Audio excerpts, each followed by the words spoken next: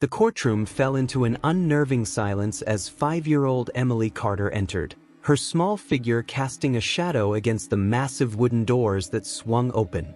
Her tiny hand gripped the leash of Rex, a German shepherd whose deep scar ran across his side like a cruel reminder of the horrors they had faced together. Every eye in the room followed her, some with sympathy, others with curiosity. As she hesitated, her steps uncertain but resolute, Emily made her way toward the witness stand. Judge Mark Sullivan, a man seasoned by decades of legal battles, leaned forward slightly, his piercing gaze studying the child. He had seen countless cases, but nothing like this. His thoughts were divided, knowing the immense weight of the case was now resting on Emily's fragile shoulders. She was the only one who could testify about the attempted abduction, a case that could lock away a dangerous man for the rest of his life. But there was a chilling complication. Emily had not spoken a single word since that fateful night.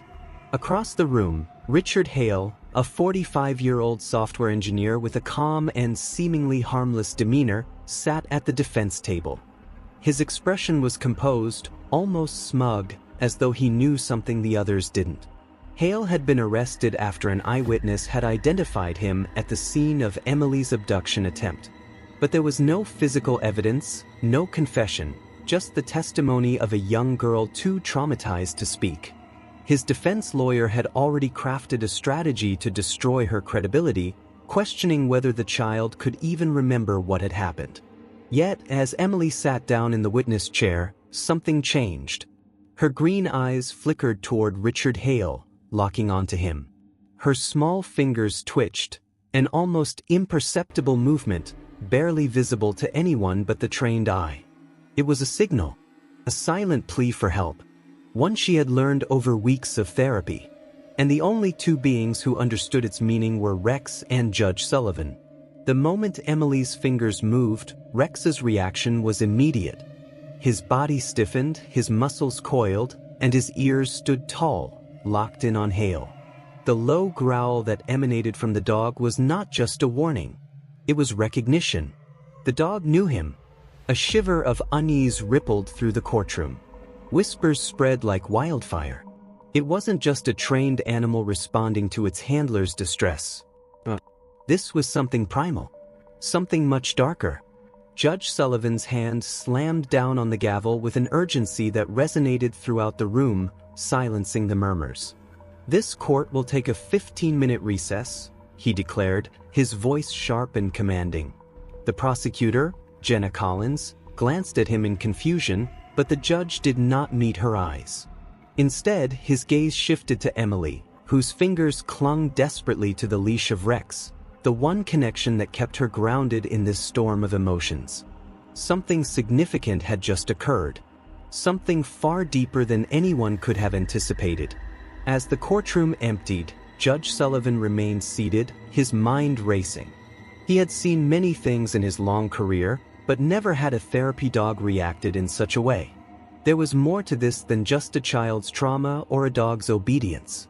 This moment, this silent plea, was the key to unraveling the truth that no one had expected. And Sullivan knew he had to dig deeper. The question hung in the air like an unspoken storm. What had Rex recognized?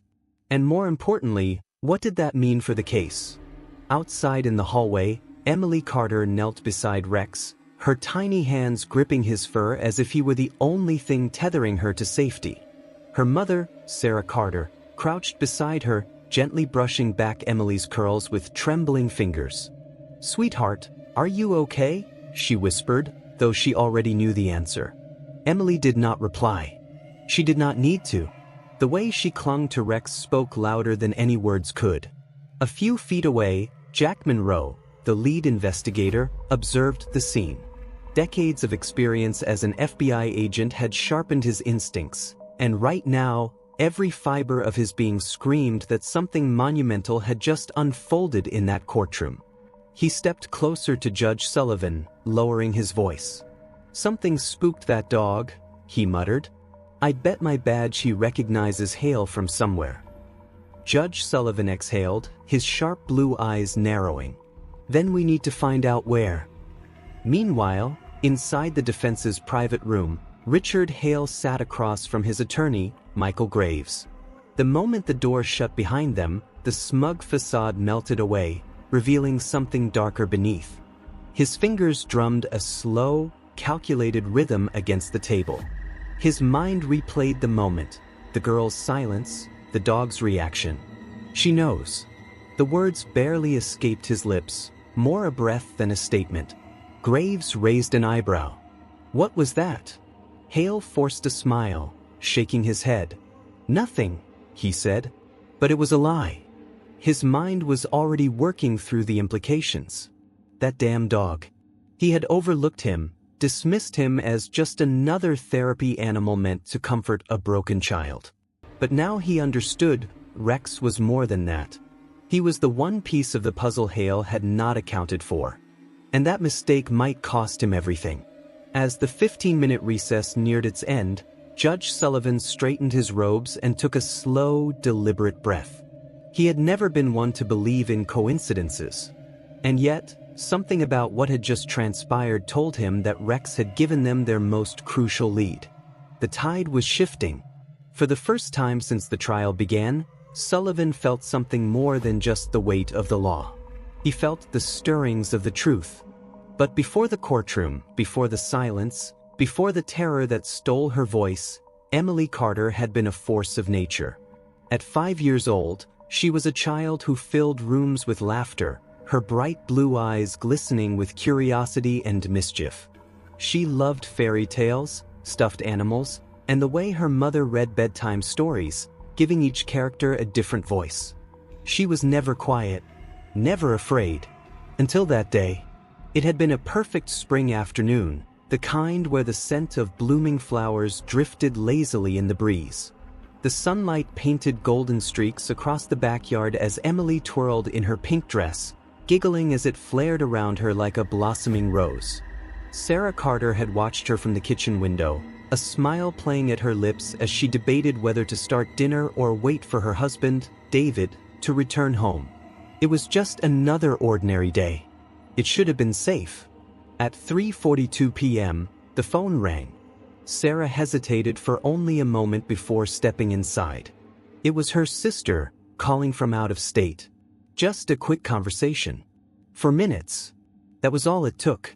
When she returned to the yard, Emily was gone. The gate stood ajar. Sarah Carter's breath hitched, her pulse hammering in her ears. The backyard, moments ago filled with Emily's laughter, now seemed eerily silent. Her eyes darted frantically, searching. Then she saw her.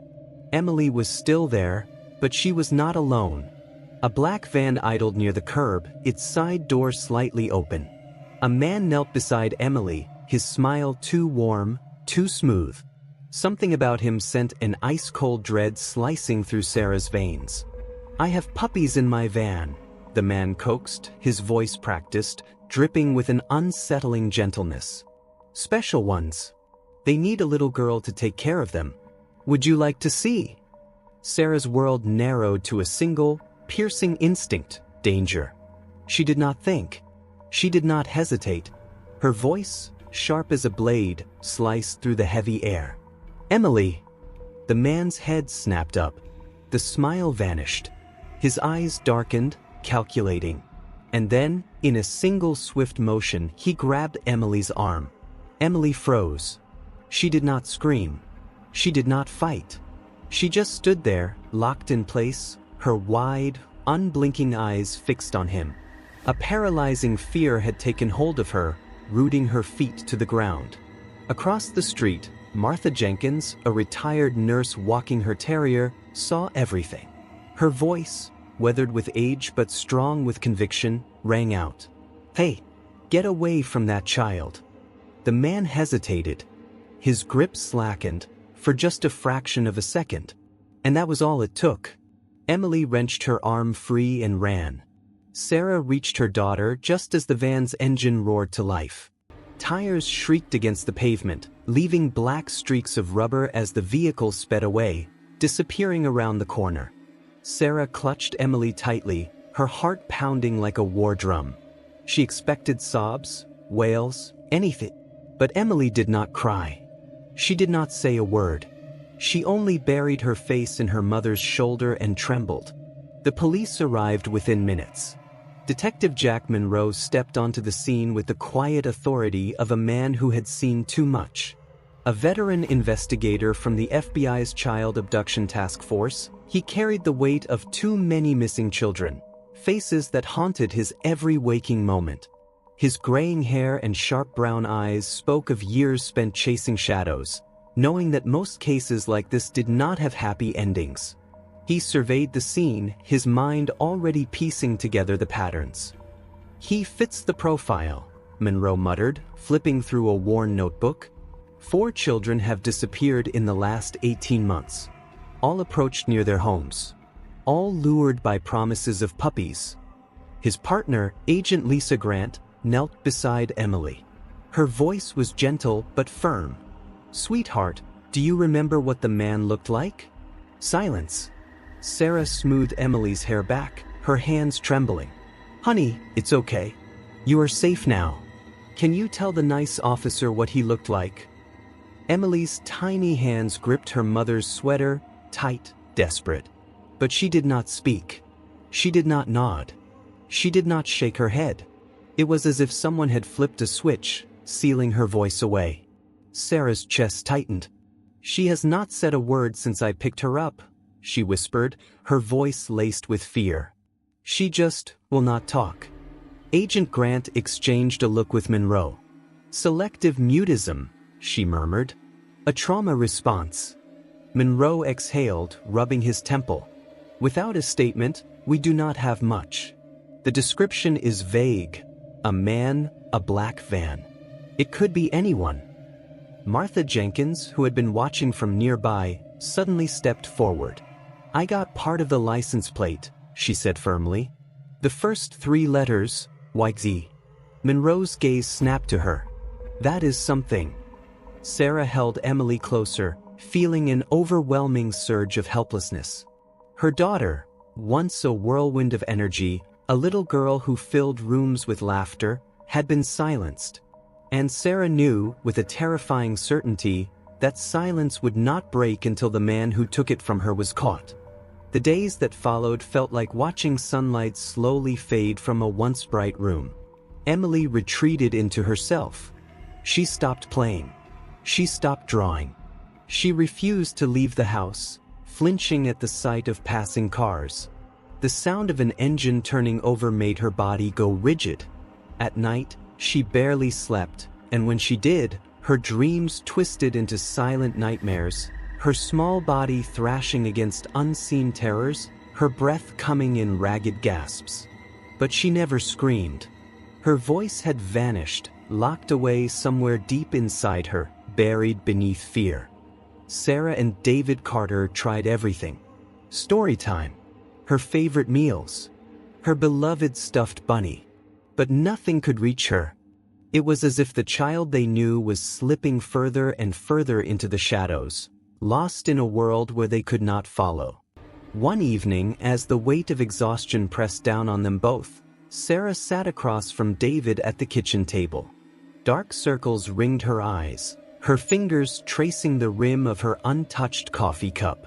"The therapist recommended a support animal," she said quietly. David sighed, rubbing a tired hand through his hair. "You really think that will help?" "I do not know," Sarah admitted. Her voice was small, uncertain. "But I am willing to try anything." Neither of them could have known how much that decision would change everything. Because while Emily had lost her voice, there was someone who could still hear her. And his name was Rex. The air inside Dr. Laura Bennett's Animal Rehabilitation Center smelled of antiseptic and the earthy musk of fur. The room was quiet except for the rhythmic ticking of a clock and the occasional scratch of claws against tiled floors.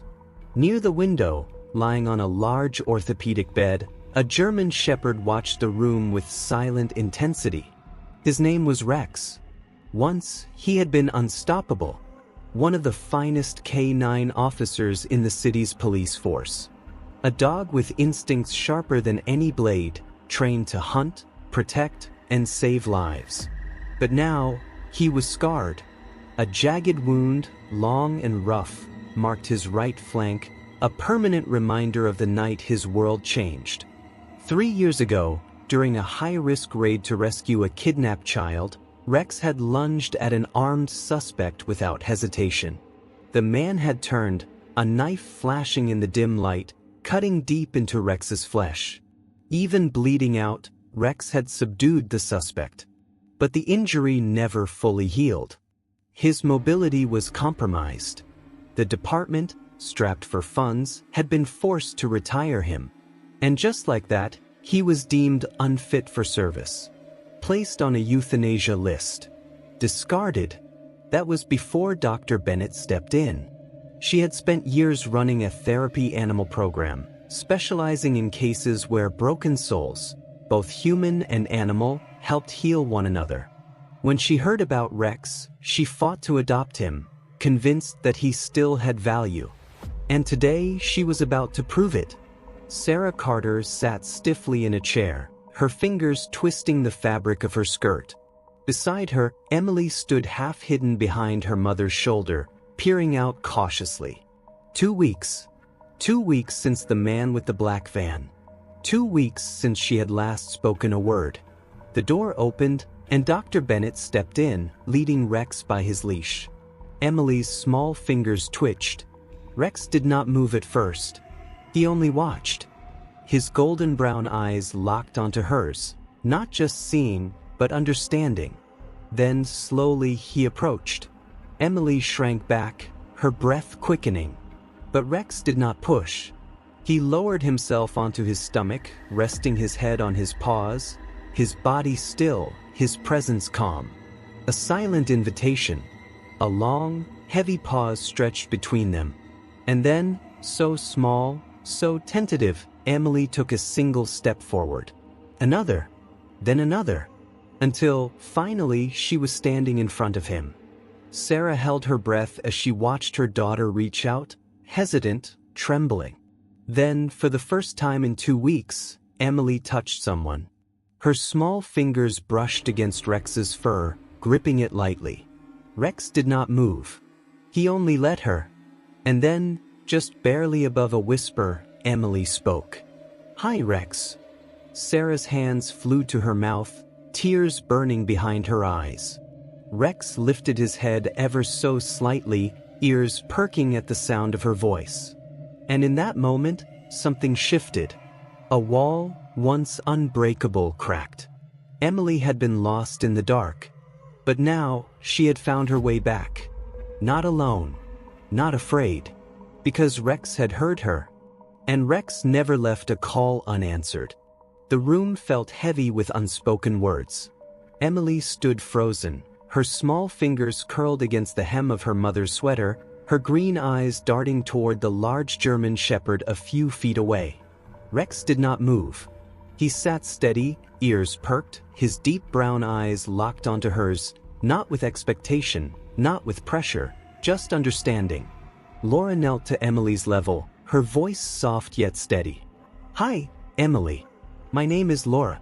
I work with very special dogs, dogs that help kids who have been through scary things." Silence. Emily did not respond, but she did not step back either. That was enough. Sarah smoothed her daughter's hair, her voice gentle. "He is a very nice dog, sweetheart. He used to be a police dog, just like the ones in your storybooks." Laura gestured toward Rex and gave a quiet command. "Stay." The German shepherd did not so much as twitch. Laura turned back to Emily. "You do not have to come close if you are not ready. Rex will wait right here. But if you feel like trying, you can put out your hand, and he will come to you." A long pause.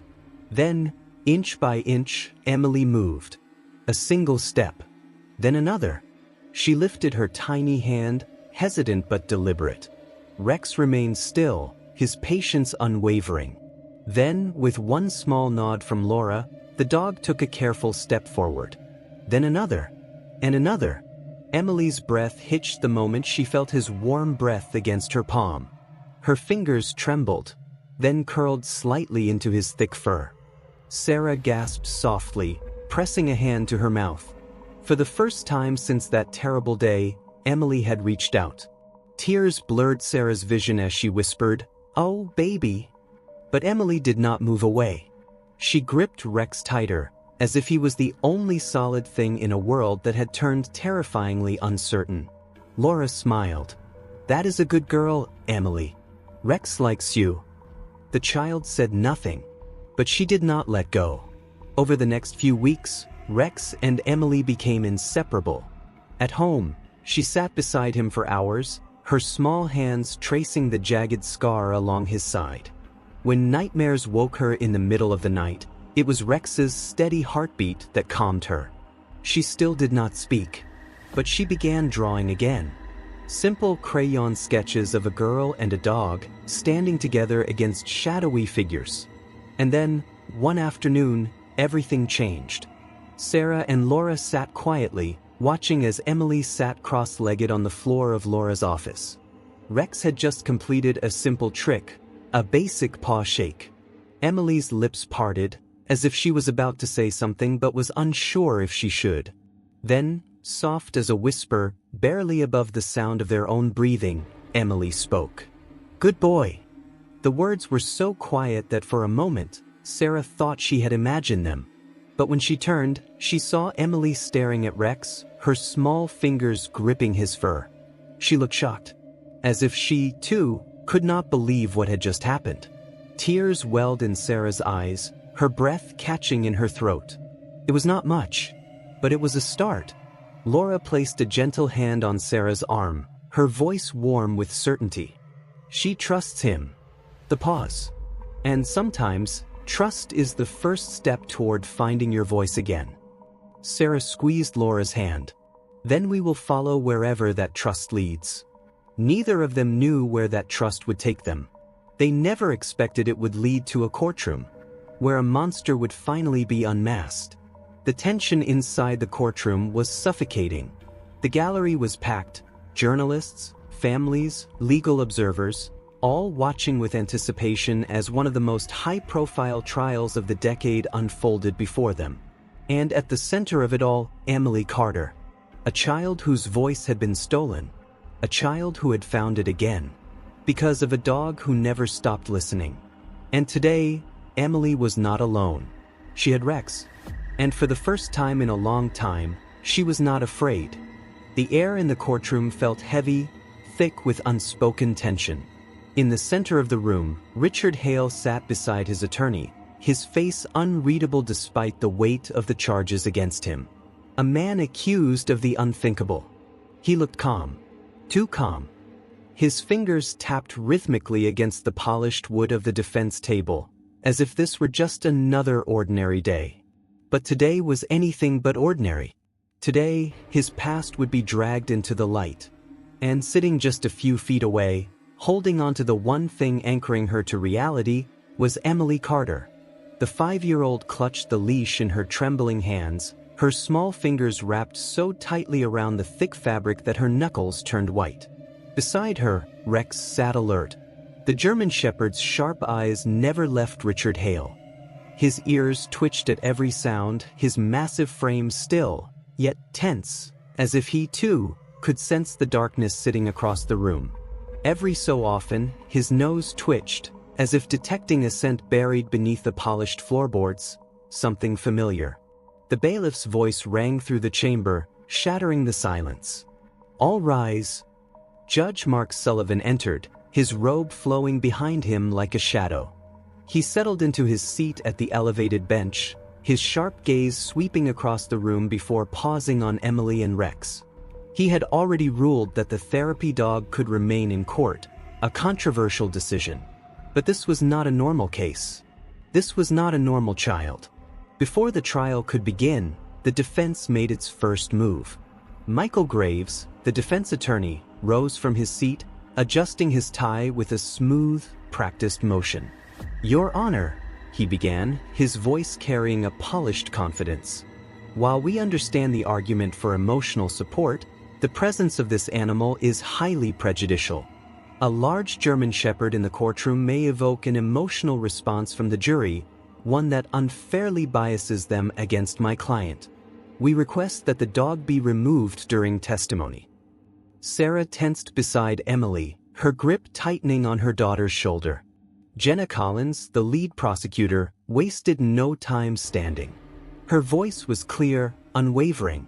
"Your Honor, Emily Carter is a 5-year-old trauma survivor.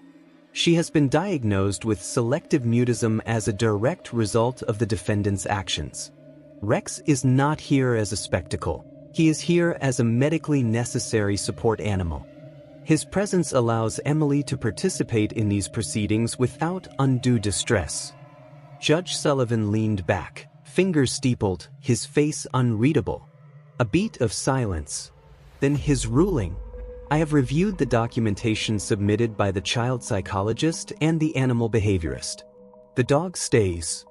A murmur rippled through the courtroom, some in agreement, others grumbling.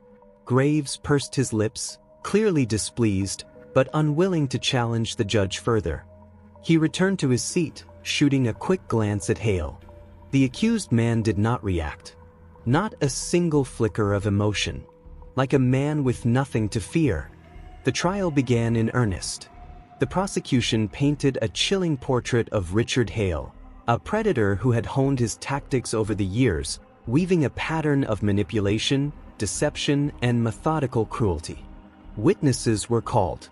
One of them, Martha Jenkins, the elderly neighbor who had seen everything. She sat rigid in the witness box, her wrinkled hands gripping the stand as she relived the moment that haunted her nightmares. Her voice trembled, but her words were clear. "I saw him. I saw him kneeling beside that little girl, whispering lies. I have puppies in my van. I saw his hand close around her wrist. And I saw her freeze." The gallery sat in silence, listening. She swallowed hard, her aged voice firm despite the horror she described. "I was too far away at first. I knew something was wrong. Then, when her mother screamed, when Sarah called her name, that's when I saw it. The look on his face. It was not fear. It was not surprise. It was anger. And that is when he grabbed her. That is when he tried to take her." Martha's voice cracked, but she kept going. "I knew I had to do something. So I shouted. I shouted as loud as I could." A small, broken sound came from the back of the courtroom. Sarah Carter, wiping away tears. And then she ran. That little girl ran to her mother like her life depended on it. And that man, Martha lifted a shaking finger, pointing directly at Richard Hale. That man ran too. Silence. Hale's expression did not change. Not a twitch. Not a flicker. Just blank. Like a man who had played this game before. Like a man who believed he would win. The courtroom held its breath. Because the next witness was Emily Carter. The little girl who had not spoken a single word to anyone but a dog. She sat in the witness stand, small, fragile, but not alone. Rex sat beside her, his warm body pressed against her legs, his unwavering presence her shield. A long, excruciating silence filled the room. Jenna Collins knelt in front of Emily, her voice gentle. "Sweetheart, can you tell us what happened that day?" Emily's small fingers twisted in the fabric of Rex's vest. Her lips parted. The room leaned in. And then, Emily Carter spoke. Her voice was soft, barely above a whisper, but the words cut through the silence like a blade. "He said he had puppies." Richard Hale's fingers stopped tapping. For the first time, he moved. A small, involuntary twitch of his jaw. Emily took a shaky breath. But there were no puppies.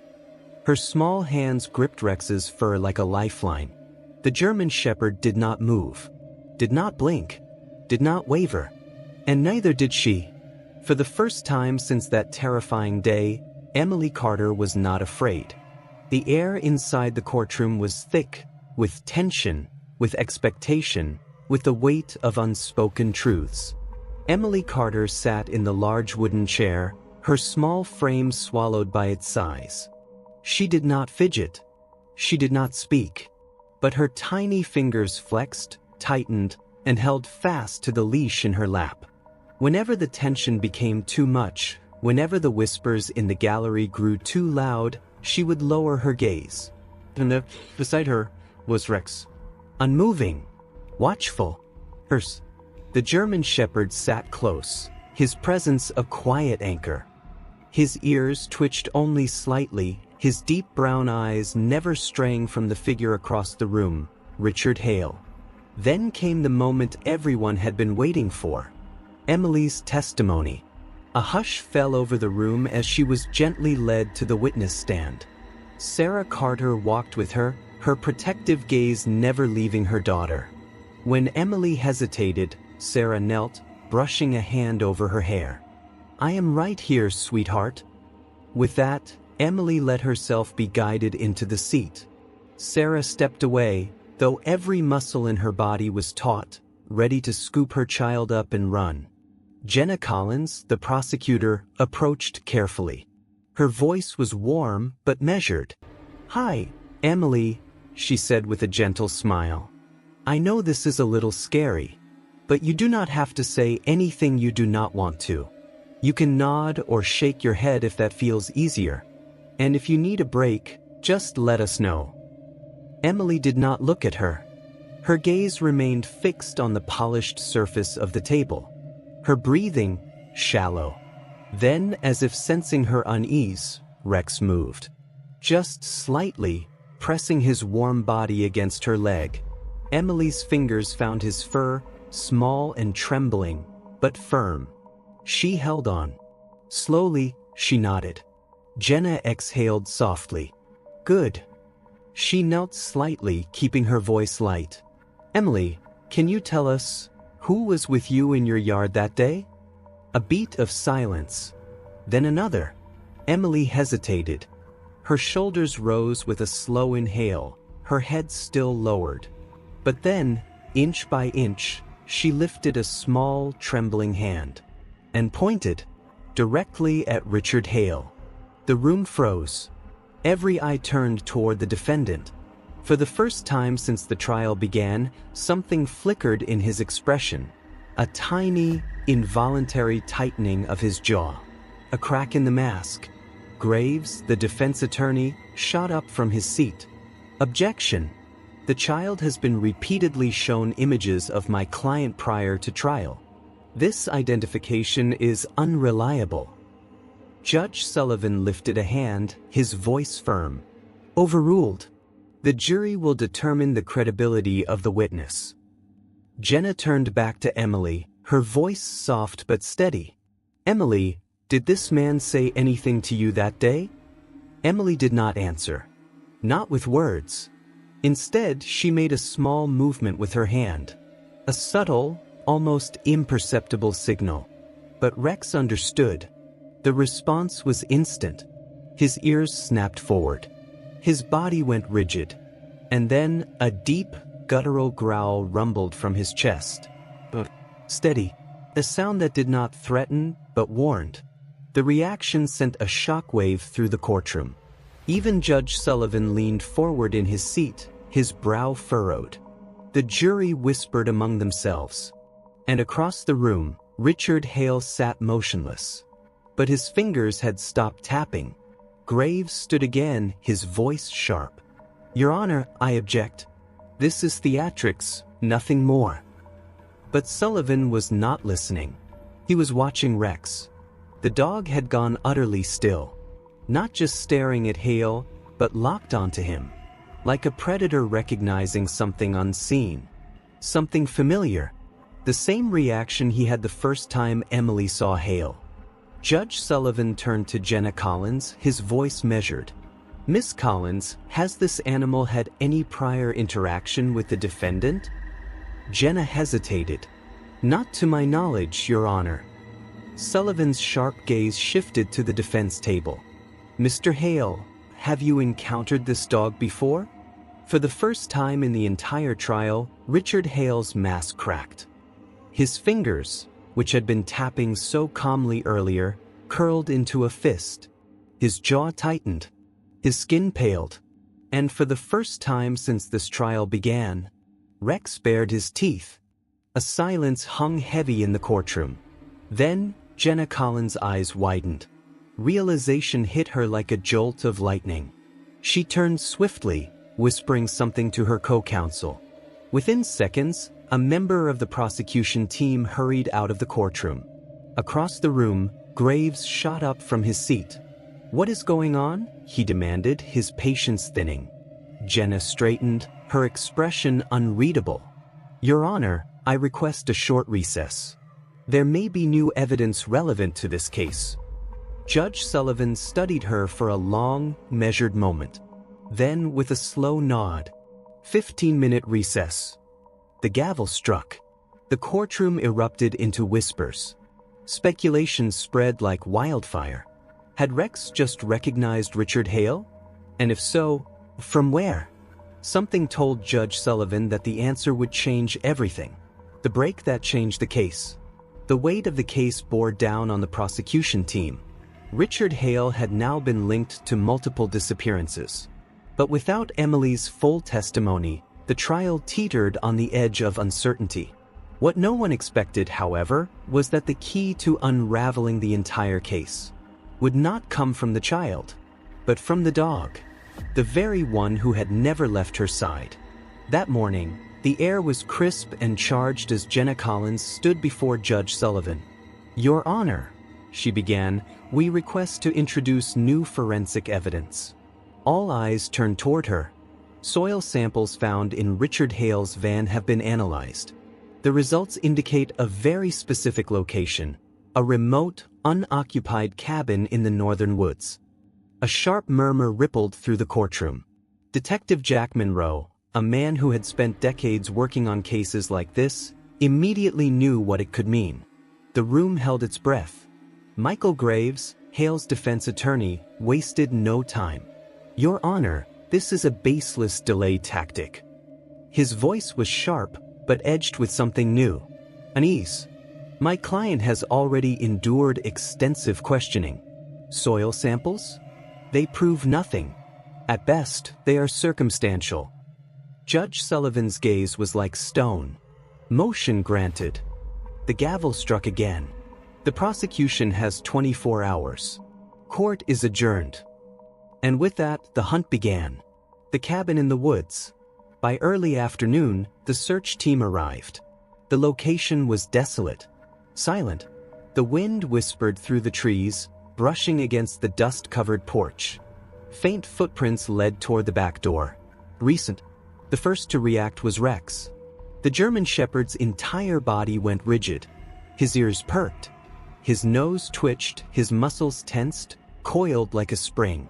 Then a deep, rumbling growl. Detective Monroe halted, hand hovering over his holster. "This place is wrong." His voice was low. "Rex knows something's here." The team moved in, cautiously, weapons drawn. Inside, the cabin was sparse. A table, a cot, empty food cans stacked in the corner.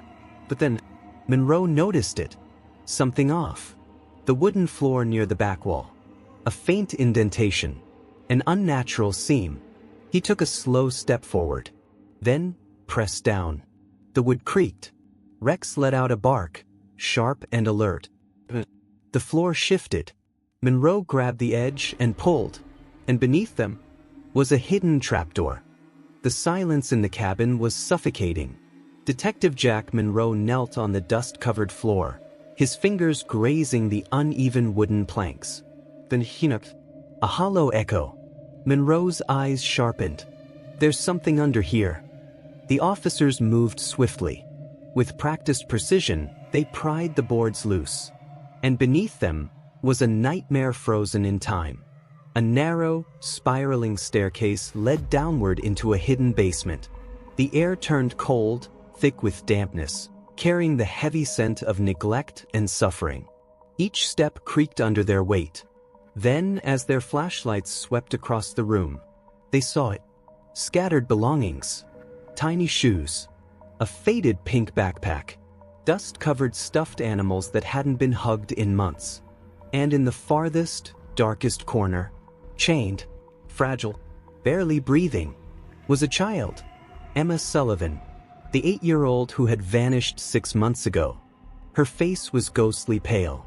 Her clothes torn and stained. For a moment, She did not move. Then, her sunken eyes lifted. Recognition flickered. Tears welled up, spilling onto her bruised cheeks. Her lips parted. A whisper. Help. Her voice was hoarse, nearly broken from disuse. Then, a desperate whine pierced the silence. The German shepherd lunged against his leash, a sound escaping him that was neither a bark nor a growl, but a deep, wounded cry. He knew. He felt the suffering that had been endured here. Monroe moved fast. He rushed forward, hands working swiftly to unlock the chains. As soon as the cold metal clattered to the ground, Emma collapsed into his arms. Her frail body trembled.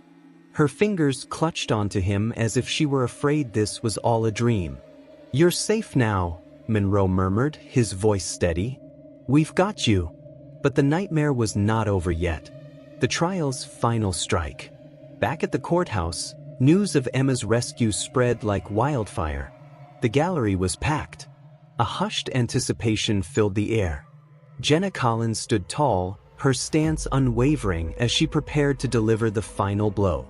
The judge had allowed Emma's discovery to be entered as evidence, along with the forensic soil samples linking Richard Hale's vehicle to the hidden basement. And now, there was only one thing left to do.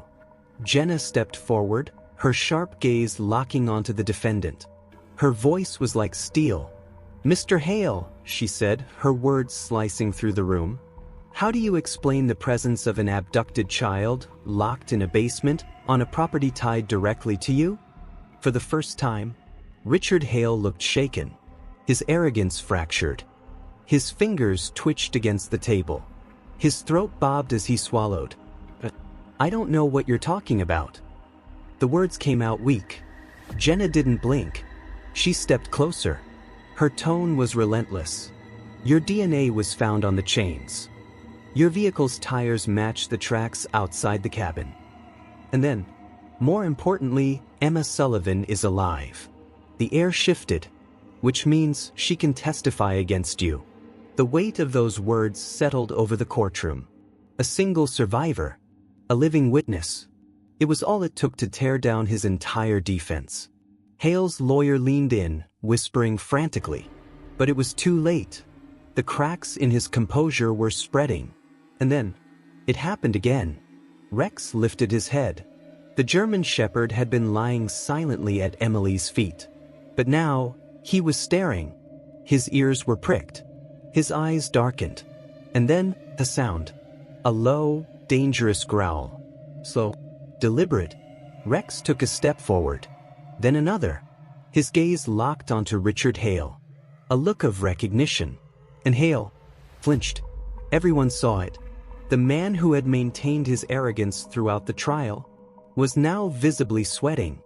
His hands gripped the edge of the table. His breathing shallowed. He turned to his lawyer, muttering something. Frantic. Desperate. In a voice barely above a whisper, he spoke. "I want to change my plea." Gasps erupted across the room. Judge Sullivan leaned forward, his expression dark. "Mr. Hale," he said, his voice like a hammer striking the air. "Are you stating that you wish to plead guilty?" The room held its breath. Hale's lips parted. His body slumped. And then he exhaled. Shakily. Defeated. "Yes." The courtroom exploded. And just like that, the monster fell. Justice and the bonds that never break. Richard Hale was sentenced to life in prison without the possibility of parole. A man who had terrorized families for years had been brought down by two things: a 5-year-old girl who found her courage, and a dog who never gave up on her. In the days following the sentencing, something remarkable happened. Emily spoke her first words in weeks. She sat cross-legged on the floor, Rex's face cradled in her small hands. Her voice was soft, grateful. "Thank you." Her parents wept, because in that moment, they knew their daughter was coming back to them. And as Rex wagged his tail, his warm nose nuzzling into Emily's hands, it was clear. Some bonds are unbreakable, and no matter how dark the world becomes, There will always be those willing to stand against the darkness, even if they walk on four legs.